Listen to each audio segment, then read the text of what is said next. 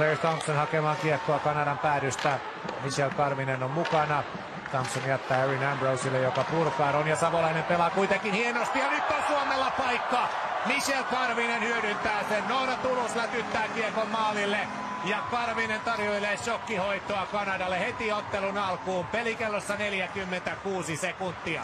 Mikä vaihto Karviselta tähän heti matsin alkuun. Et on pelannut upean turnauksen, mutta miten tulee tähän näin, tekee jaloilla paljon töitä ja sitten pääsee viimeistelemään vielä kiekon maaliin, niin ihan huikeeta kapteenilta. Ronja Savolainen pitää ensin rännin kiinni ja pelaa muuten hienolla maltilla hänkin. Tulus näkee Karvisen liikkeen takatolpalle ja Karvinen viimeistelee. Tämä kakkoskentällinen on ollut iso onnistuja tässä Suomen turnauksessa ja näyttää, että peli vaan paranee peliltä. Ja kiekko tulee sieltä Kyrkön varusteista ulos. Gardiner yrittää lähietäisyydeltä. Kanadan ensimmäinen vaaran paikka tulee siinä ja toinen tässä. Erin Ambrose tasoittaa pelin 1-1. Siinä avautuu ihan vapaa tila Kanadalle ja vähän toi Suomen puolustus. Seko vähän hävittää niitä omia pelaajia sieltä, okei nyt on liikaa tilaa tuohon riparille. Ja se on historiallinen maali, koska kaiken järjen mukaan Marie-Philippe Poulin saa syöttöpisteen.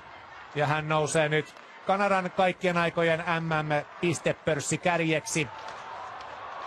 Varmistetaan tämä nyt vielä, kun sieltä syöttäjät huudetaan, mutta Poulin, joka lyö tästä kiekon maalia kohti, oli siis tähän otteluun lähdettäessä Hayley Wickenheiserin kanssa tasoissa 86 tehopisteessä. Nyt pitäisi tulla Poulinille 87.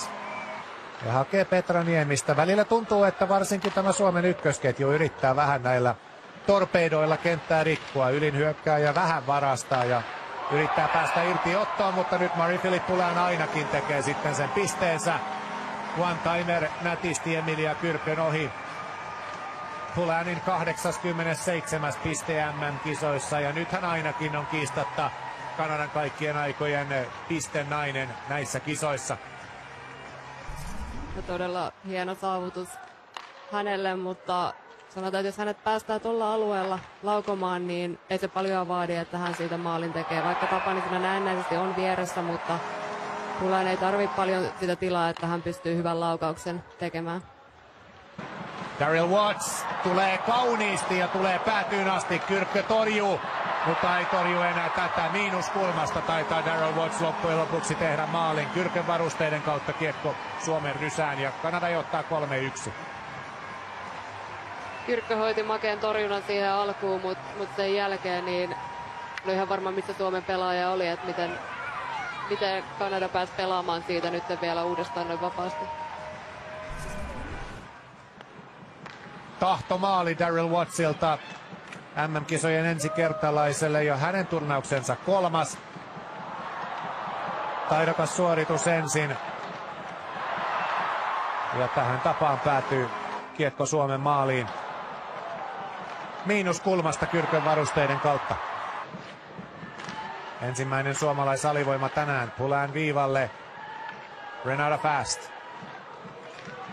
Pientä paikan vaihtoa, sitten tulee laukaus ja tulee myös 4-1 maali. Kyllä se haasto nyt vain kalliiksi kävi. Asialla on sama nainen kuin hetki sitten, Daryl Watts. Jep, ja tässä näkyy nyt se kääntöpuoli, mikä siinä on, että 2-1 tilanteesta 4-1 tilanteeseen ja kyllä sillä haastolla oli iso osuus tässä. Armotta Kanada kyllä rankaisee. Ei se kauhean isoa tanssin kutsua tässä vaatinut ja loistava laukaus Daryl Wattsilta. Ei maailman kovin tällä kertaa, mutta kun sen tuonne takatolpan viereen laittaa, niin se ei ole mikään leikin asia. Kyllä tarkkaa laukaus, että näkee, että siellä on tilaa ja laittaa suoraan sinne. Tämä on nyt sitten vähän tällainen, että siinä tehtiin Suomen valmennuksesta joko herraa tai narria. Ja nyt sitten tulee vielä yksi päälle. Emily Clark ja 5-1. Joo, tätä ei olisi tarvinnut enää tehdä, että nyt tapahtui joku äärimmäinen nukahdus tuolla. Että vaikka se peli meni 4-1, niin ei voi tällä tapaa nukahtaa. Jenner syöttää, Clark on takatolpalla aivan ylhäisessä yksinäisyydessään. Ei mene montaakaan sekuntia edellisestä. Nyt kyllä hallin valot vilkkuvat suomalaisilla silmissä. Se menee aikamoiseksi juoksemiseksi nyt tämän tilanteen puolustaminen. Kanada riistää kiekon, O'Neill, ja siinä on seuraava paikka. Nyt tulee kyllä sitten rajua jälkeä tästä erän lopusta. Daniel Serdachny lyö paluukiekosta tyhjään maaliin ja puolitusinaa on täynnä. Nyt on kyllä aikamoinen sulaminen käynnissä Suomella, jos suoraan sanotaan. On, että ei tämmöistä voi tapahtua, että nukahtaa tähän erän loppuun. Et peli on kuitenkin vielä kesken. Toulouse jättää pohjiin Rantalalle. Isoja vaikeuksia nyt Suomella päästä yhtään mihinkään, ja sieltähän tulee vielä Claire Thompsonilta alivoimamaali 7-1.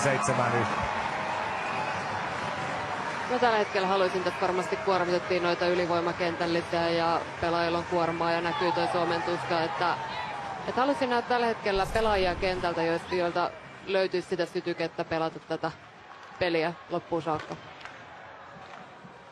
Emma Maltey tekee sinänsä hienoa työtä päädyssä. Riistää kiekon ja syöttää Claire Thompsonille, mutta kyllähän tämä nyt kuvastaa Suomen peliä aika tavalla.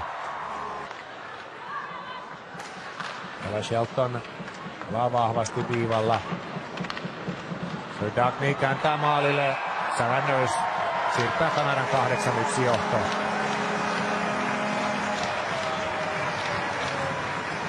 Kyllähän Kanada näistä paikoista tekee, että pelin intensiteetti ei ole nyt tämän toisen erän lopun jälkeen ollut millään tasolla Suomelle näin ennallaan. Ja kyllä mä silti edelleen haluaisin nähdä sitä, että ihan sama mitkä lukemat tuolla taululla on, niin että tehtäisiin silti kaikki tuolla kentällä.